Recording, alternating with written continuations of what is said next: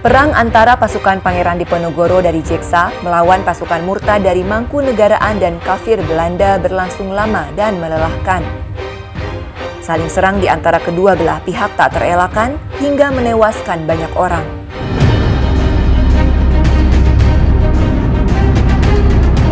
Pasukan Jeksa yang berbaris di sebelah timur Yogyakarta tengah bertarung melawan pasukan Murtad di bawah komando Pangeran Mangkunegara. Semula pasukan Murtad berhasil didesak oleh pasukan Jeksa. Namun sesudah mendapatkan bantuan pasukan kafir Belanda, pasukan Murtad menjadi lebih kuat dan unggul.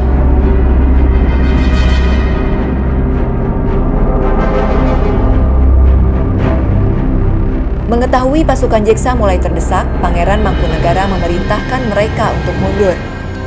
Namun pasukan Jeksa lebih memilih hancur dalam perang Sabil itu ketimbang meninggalkan medan laga sebagai pecundang.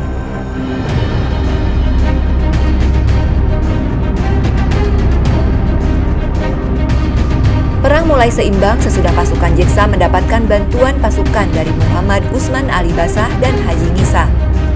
Lambat laun pasukan Murtad dan kafir Belanda berhasil didesak hingga banyak serdadunya yang tewas.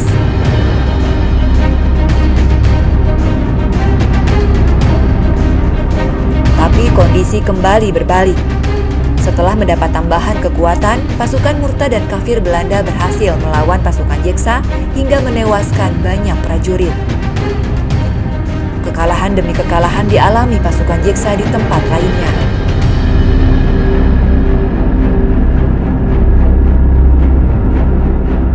Mendapat kenyataan itu, Pangeran Diponegoro yang masih sakit ingin tampil sebagai panglima perang dalam menghadapi pasukan musuh. Namun niat itu diurungkan sesudah mendapat nasihat dari Kiai Maja dan Pangeran Ngabehi.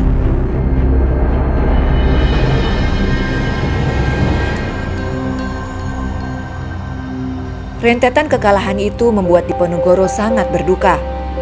Di satu malam saat pasukan dari Jeksa tengah tertidur pulas, Pangeran Diponegoro yang tidak bisa memejamkan mata didatangi seorang perempuan berpakaian serba hijau dan bermahkota emas. Perempuan yang datang dengan dua pengiringnya itu bertanya kenapa pangeran bersedih. Diponegoro menjawab dirinya sedang memikirkan pasukannya yang semakin lemah, sementara pasukan musuh semakin kuat dan perkasa. Kepada perempuan yang dipanggil Ratu Kidul itu, pangeran menyampaikan bahwa dalam banyak perang pasukannya mengalami kekalahan. Ia sedih, terlebih jumlah prajurit yang meninggal syahid sudah tak terhitung. "Jangan khawatir, pangeran," ujar Ratu Kidul tersenyum dengan wajah berbinar serupa purnama yang tak tersaput awan. Ia lantas berjanji akan memberinya bantuan dan pasukannya sanggup menyingkirkan semua musuh pangeran di tanah Jawa. Itu akan dilakukannya asal Diponegoro mampu memenuhi syarat yang diajukannya. Syarat itu adalah Pangeran Diponegoro harus menikahi Ratu Kidul. Dengan tegas, Pangeran Diponegoro menolak tawaran bantuan bersyarat dari Ratu Kidul. Ia menegaskan dirinya hanya mengharapkan bantuan sepenuhnya dari Allah Subhanahu wa Ta'ala. Hanya kepada Allah dirinya berlindung, bukan kepada Ratu Kidul, bukan pula kepada setan, iblis, atau jin dari dunia kegelapan. Mendengar jawaban tegas dari Pangeran Diponegoro, Ratu Kidul kecewa dan langsung lenyap dari pandangan. Ia lenyap bersama dua pengiringnya seperti gumpalan asap yang tersapu angin, pergi tanpa meninggalkan jejak dan pesan apapun.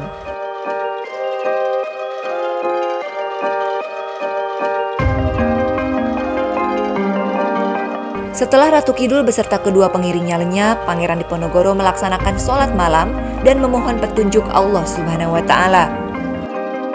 Cerita pertemuan Pangeran Diponegoro dengan Ratu Kidul itu dikisahkan Sri Wintala Ahmad dalam Babad Diponegoro. Diketahui Babad Diponegoro merupakan naskah lawas yang ditulis Raden Mas Ontowiryo atau lebih dikenal dengan nama Pangeran Diponegoro. Babad tersebut dibuat saat Pangeran Diponegoro diasingkan di Manado pada rentang tahun 1832 sampai dengan 1833.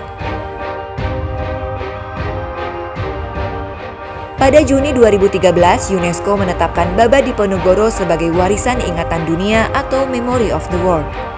Ada banyak hal yang dikisahkan dalam naskah tersebut. Selain menceritakan runtuhnya Majapahit dan Perjanjian Giyanti, dalam autobiografi yang ditulis putra Sri Sultan Hamengkubuwono III itu, dikisahkan pula tentang riwayat para leluhurnya. Ada juga kisah-kisah berbau mistis, seperti cerita tentang pertemuan Pangeran Diponegoro dengan Ratu Kidul.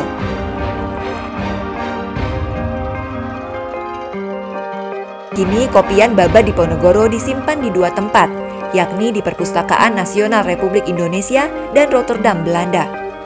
Disebut kopian lantaran naskah aslinya telah hilang, dan yang sekarang ada merupakan kopi naskah otentik beraksara Arab Pegon dan aksara Jawa.